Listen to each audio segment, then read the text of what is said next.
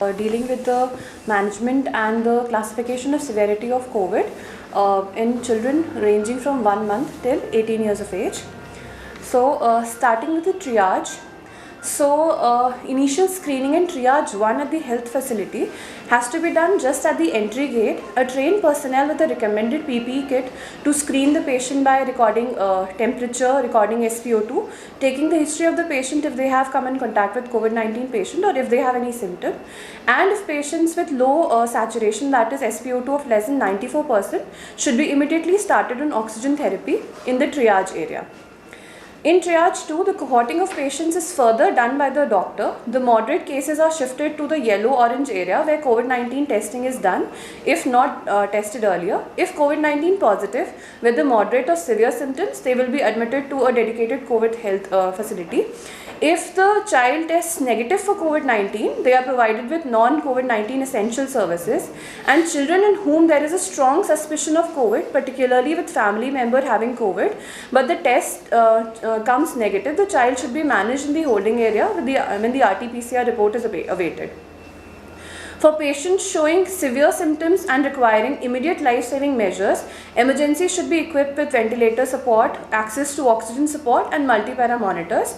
After stabilization in emergency, they have to be shifted to the PICU. So this is the triage, this is the diagram showing the triage, as I've already told you. Triage 1, that are non-COVID essential services, asymptomatic and COVID positive symptomatic, and then triage 2 has to be done by a trained personnel. If the symptoms come in the category of severe and moderate, they have to be admitted in a dedicated pediatric COVID ward. If mild, isolation in the ward or home isolation can be advised. So classification of disease as per severity. So the spectrum of pediatric COVID cases are divided in mild, moderate and severe. Mild disease includes sore throat, rhinorrhea, cough with no fast breathing, and moderate includes illness with pneumonia, that is fast breathing is present, and the cutoff is age based. If the respiratory rate is more than 60 per minute for less than 2 months, more than 50 per minute for 2 to 12 months, more than 40 per minute for 1 to 5 years, and more than 30 per minute for more than for 1 to 5 years, and more than 5 years is more than 30 per minute, and with no signs of severe pneumonia or illness. And then there is severe disease. In severe disease, there is severe pneumonia, ARDS, sepsis, septic shock, MODS, and pneumonia with any of the following, that is cyanosis, a saturation of less than 90%, increased respiratory efforts as in the child is grunting, there is severe retraction, and lethargy, somnolence or seizure, and then there is the other category of MISC. So for moderate and severe, I have already told you that the child will be managed at a facility based center. And the red flag signs we have to monitor, and we have to monitor for rapid breathing, saturation less than 94%, fever persisting for more than 3 days, if there is lethargy, drowsiness, or there is poor feeding. So I've already told you the classification: asymptomatic, home isolation or teleconsultation SOS, mild, home isolation or COVID care center, moderate and severe have to be in a COVID care center. So this is the treatment. This is as per the guidelines of Ministry of Health and Family Welfare. For asymptomatic, the infants and younger children to stay under immediate care of parents and guardians. No specific medication is required in these cases. Continue medications for other conditions if any, and promote COVID appropriate behavior, mask, strict hand hygiene, physical distancing. And fluids and feeds, you have to ensure that oral fluids to maintain hydration, and you have to give the child a nutritious diet. And advise older children and family to stay connected and engage in positive talks through phone, video calls, etc. And parents and caregivers have to contact the doctor in case of appearance of symptoms, and as such no particular investigations are required in these cases. Now coming to the moderate case, the mild cases. For mild cases, for fever, if the child has fever, you have to give paracetamol in a dose of 10 to 15 milligram per kg per dose, and may repeat every 4 to 6 hours. For cough, you have to give throat soothing agents and warm saline gargles in older children and adolescents. Fluids and feeds, you have to ensure hydration and nutritious diet. No other COVID-19 specific medication is needed in mild cases. Antimicrobials are also not indicated.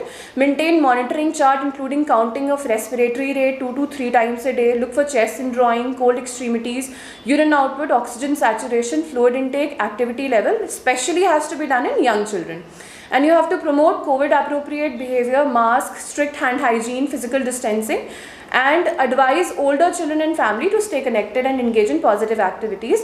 Parents and guardians to contact the doctor in case of deterioration of symptoms. In these cases also, you do not require any particular investigation.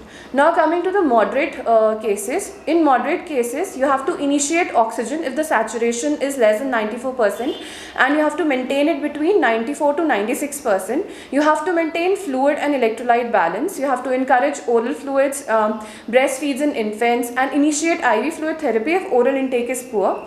Corticosteroids are not indicated in all children with moderate illness. They may be administered if the disease is rapidly progressive.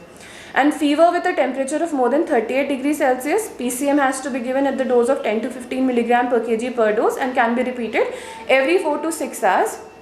Antimicrobials have to be administered if there is any evidence or strong suspicion of superadded bacterial infection, and supportive care for comorbidities has to be given if any other comorbidity is present. In such cases, that is cases with moderate disease, you have to send baseline CBC including ESR, blood glucose, and you have to get a chest X-ray done. Now coming to the severe cases. In severe cases, you have to initiate immediate oxygen therapy and you have to maintain a target saturation of 94 to 96%. Maintain fluid and electrolyte balance. Corticosteroid therapy has to be initiated, and anticoagulants may also be indicated. And then you have to, and while giving corticosteroids, you have to exercise caution. In case of ARDS, I'll deal with the ARDS management later. And antimicrobials to be administered if there is evidence or strong suspicion of superadded bacterial infection, and may need organ support in case of organ dysfunction, that is renal replacement therapy. And then you have to also manage the patient as per the symptoms the patient is having. In severe cases, you have to send baseline investigations which include CBC, ESR, blood glucose, CRP, LFT, KFT, serum ferritin and D-dimer levels, and you have to get a chest X-ray done. CT chest is not indicated in diagnosis or management of COVID-19 infection in children, and you have to consider CT chest only if there is no improvement in respiratory status. And as of now, in the absence of safety and efficacy data, the use of antivirals such as remdesivir, favipiravir and etc., all these antivirals are not recommended for children less than 18 years of age, irrespective of severity of illness. And children with comorbidities should continue to receive appropriate management as per their underlying disease. So this is further the previous guidelines were from the Ministry of Health and Family Welfare, the 2022 guidelines. These ones are from the IAP. This was from June 2021. If we plan to give remdesivir in a setting, although it is not indicated, but if we plan to give remdesivir, the dosage that has to be followed is if the weight is between 3.5 to 40 kgs, 5 mg per kg on day 1, 2.5 mg per kg from day 2 to day 5. If more than 40 kgs, 200 mg on day 1, 100 mg from day 2 to day 5, and it has to be used within 10 days of onset of symptoms and when the child is on oxygen, and it is contraindicated if the liver enzymes are more than 5 times normal or if the creat clearance is less than 30 milliliter per minute. So these are the symptoms at a glance. This has already been dealt with. You have to look for common symptoms like fever, cough, rhinorrhea, sore throat, body ache, malaise, diarrhea, anorexia, nausea, vomiting, loss of smell or taste. And then you have to categorize the patient as per asymptomatic, mild disease, moderate disease and severe disease. So coming to the management and treatment of ARDS, ARDS has to be classified based on the Pediatric Acute Lung Injury Consensus Conference, a definition into mild, moderate and severe.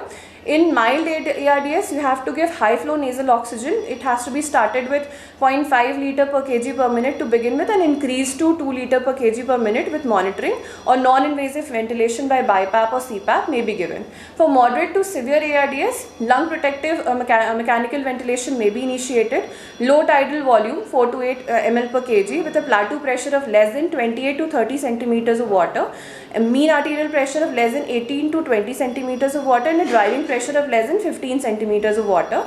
PEEP of 6 to 10 centimeters of water, higher if severe ARDS, FiO2 less than 60%, pseudoanalgesia plus or neuromuscular blockers can be given. Curved ET tubes, inline suction, heat and moisture exchange filters have to be used.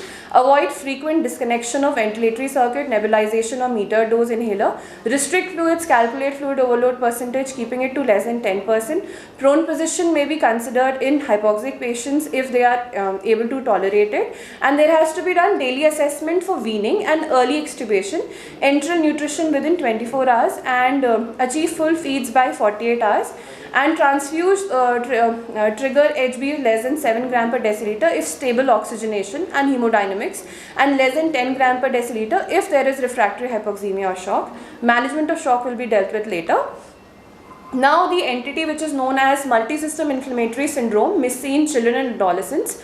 So MIS-C is a new syndrome in children characterized by unremitting fever more than 38 degrees Celsius and epidemiological linkage with COVID-19. The diagnostic criteria as per WHO in children and adolescents more than 0 to 18 years of age with fever of more than equal to 3 days and any two of the following, which includes rash or bilateral non-purulent conjunctivitis or mucocutaneous inflammation signs, oral, hands or feet, or hypotension or shock, or features of myocardial dysfunction, pericarditis, valvulitis, or coronary abnormalities, including echo findings or elevated troponin or BNP, and evidence of coagulopathy and acute gastrointestinal problems.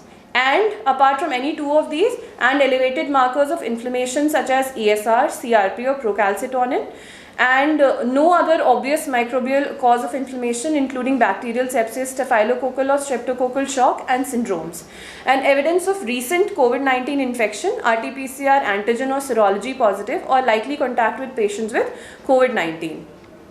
Alternative diagnosis that must be included before making a diagnosis of MIS-C: you have to exclude tropical fevers like malaria, dengue, scrub typhus, enteric fever, toxic shock syndrome, staphylococcal or streptococcal, and bacterial sepsis.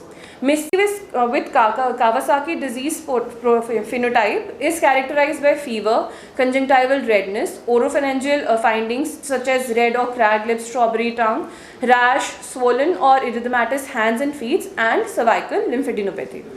So if we see the stepwise investigations in a patient with MIS-C, so if all of the following are present, that is there is unremitting fever for more than equal to 3 days and the fever is more than 38 degrees Celsius with epidemiological linkage to COVID-19 and clinical features suggestive of MIS-C.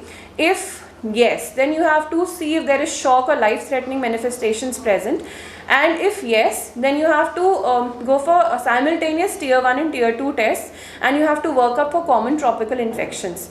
And if the answer to the first question was no, that is there was no evidence of MIS-C, then you have to evaluate for alternative diagnosis and you have to monitor for evolving features of MIS-C. And if there is MIS-C, the child, you can link the symptoms with MIS-C but there is no shock or life-threatening conditions, then you have to go for tier 1 evaluation. And after the tier 1 screen comes positive, suppose, then you have to go for tier 2 evaluation, and you also have to work up for common tropical infections. And if all this fulfills the diagnostic criteria for MIS-C, then you have to check if there is any cardiac dysfunction or shock present, if there is any coronary involvement, MODS or life-threatening conditions, and if they are present, you have to start treatment while completing evaluation for tropical infections depending upon the acuity of condition. And if no, then you have to rule out other tropical infections. And so the tier 1 and tier 2 tests, the tier 1 tests are CBC, then complete metabolic profile which includes LFT, KFT, blood gases, glucose, CRP and ESR, and COVID serology or RT-PCR and blood culture. And positive, to say that tier 1 test is positive, so both of these should be present, that is a CRP of more than 5 and ESR of more than 40. And at least one of these, that is ALC of less than 1000, platelet count of less than 1.5 lakhs, sodium less than 135, neutrophilia and hypoalbuminemia.